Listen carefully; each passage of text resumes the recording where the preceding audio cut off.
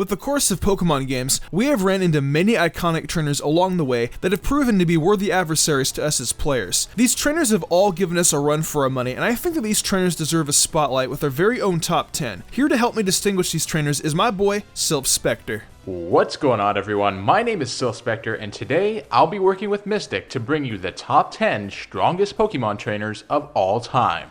Now, of course, as Mystic said, there are thousands of trainers that we've encountered, and bringing that number down to the top 10 is no easy task. So let me tell you a little bit about how we've made this list. We've used three main criteria to narrow down the trainers, with an emphasis on objective factors, but we also consider some subjective factors that we felt were necessary.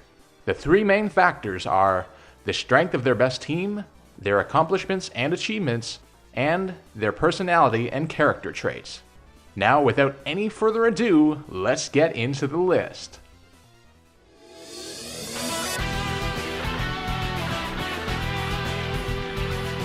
Starting the list off at number 10 is Wally. Now this might surprise some people because when we first meet Wally in Gen 3 in Ruby and Sapphire, he is quite weak and a very sensitive kid. With an unexpected illness, his family is extremely hesitant to even let him outside of the house. But one day, through sheer force of will, he decides to run away from home and set out on his own Pokemon journey to become the very best. In doing so, he eventually acquires all 8 of Hoenn's gym badges and learns the secret to Mega Evolution, something which requires a very strong bond with a Pokemon. Despite losing in battles quite frequently, Wally never fails to pick himself back up and uses his losses as lessons to learn and become stronger. Eventually, Wally surprises the protagonist at Victory Road, but unlikely loses and decides not to challenge the Elite Four. However, in Omega Ruby and Alpha Sapphire, Wally challenges the protagonist at the Battle Mason after the protagonist beats its leaders, where he has become unbelievably stronger through battling and learning from so many trainers. His strategic battling style and great team building abilities allow him to form his own powerful team, with amazing type variety, and of course his trusty level 81 Gallade. Both this Pokemon team and the fact that we later see him in the battle tree in Alola as an adult indicate that he has traveled to several regions on his journey to get stronger, and it certainly shows. While Wally's best team is among the most powerful on this list, and his perseverance and journey of growth as a trainer is very respectable, his lack of substantive achievements prevents him from hanging with some of the bigger names, and as such, he takes spot number 10 on our list.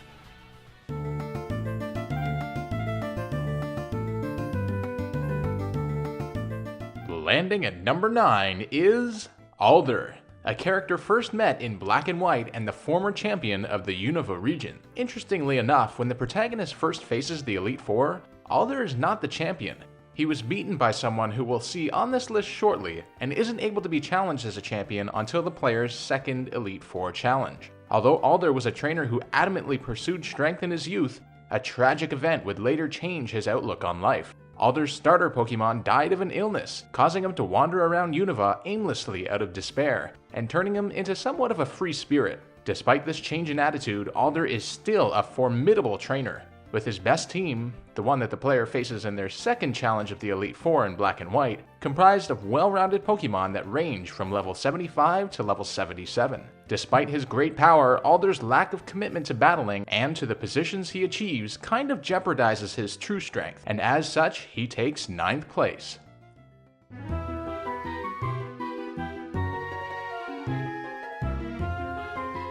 Coming in at number 8 is N, a character we first met in Pokemon Black and White. As a child, N was orphaned and abandoned in a forest, where he was raised by Pokemon and grew very attached to them. The evil Ghetsis found him and claimed to be his father, and raised N to become the king of Team Plasma, realizing that he had been completely manipulated by Ghetsis for most of his life. N eventually disavows Team Plasma and helps to defeat them, and also caught Zekrom or Reshiram depending on if you play Black or White, which is a huge achievement given that there are very few instances of any character in any of the games being able to catch a legendary Pokemon, and also has the amazing ability to talk to Pokemon, a gift that he developed from living with them and being raised by them as a child. Near the end of Black and White, N defeated the champion of Unova, which is an amazingly impressive feat, but since we have no confirmation that he actually beat the Elite Four, N never became the champion himself. Despite N eventually lending his legendary Pokemon to the protagonist in Black 2 or White 2, N has several Pokemon teams that are incredibly powerful, and that many people don't know about. After the events of Black and White 2, N sticks around his castle in Unova year-round and accepts challenges from the protagonist of different teams, teams depending on the season. Each of these teams has 1 level 77 Pokemon and 5 level 75 Pokemon, meaning N has 24 Pokemon that are level 75 or higher, which is absolutely unreal and could allow him to form several well-rounded team combinations. Despite all these factors, N is outclassed by the upcoming trainer simply because he doesn't aspire to become the strongest, and as such has few notable achievements when it comes to battling. His strong relationship with Pokemon and his philosophy of not harming them through battle prevents him from becoming the strongest of trainers, but the potential is certainly there.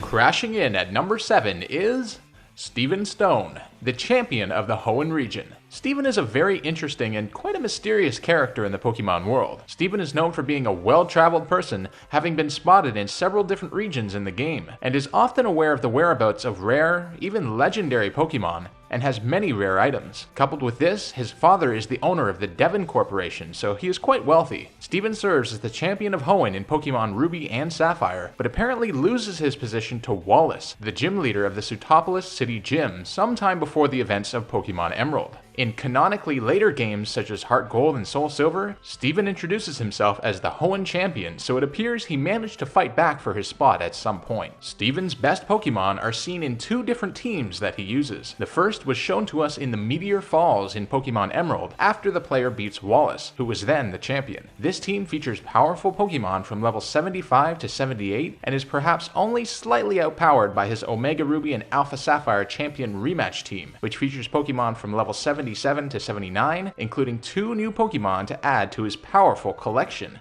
Carbink and Aerodactyl. Also, his Metagross is able to Mega Evolve this time around, again something which only the best of trainers can achieve. However, Steven is not entirely focused on being a Pokemon trainer. His interest in rock collecting often takes precedent over competing. This balance between his power, achievements, and lack of full commitment to battling leaves him at number 7 on our list.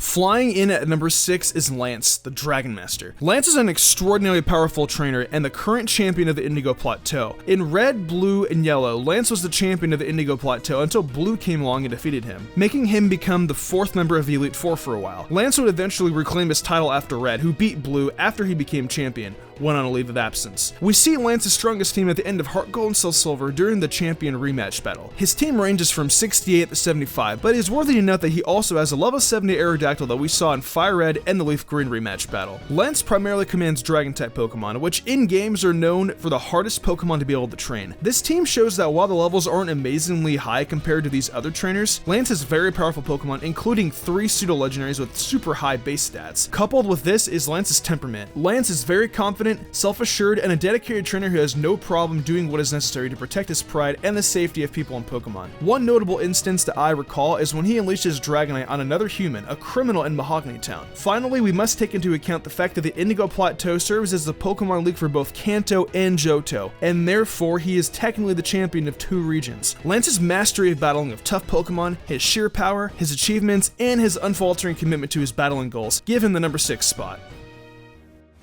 Well, that pretty much wraps up part 1 of this list. If you guys want to see stronger trainers, head on over to Silph's channel for part 2. These trainers are way more adept than these ones, and you may even be surprised on who winds up being there. If you enjoyed the video, why not leave a like and subscribe to my channel with notifications on, that way you never miss an upload. If you want to support me further, consider following my Twitch, where I stream a lot of Nintendo content such as Zelda, Fire Emblem, Mario, Splatoon, and even Dragon Ball FighterZ from time to time. Want to support me even further and gain cool perks? Check out my Patreon. Keffius did, and I wanted to thank them personally for going above and beyond. It means the world to me. I think I'm gonna wrap this up though. I'm Mr. Gumbrion, and I will see you in the future for some more awesome Pokemon content.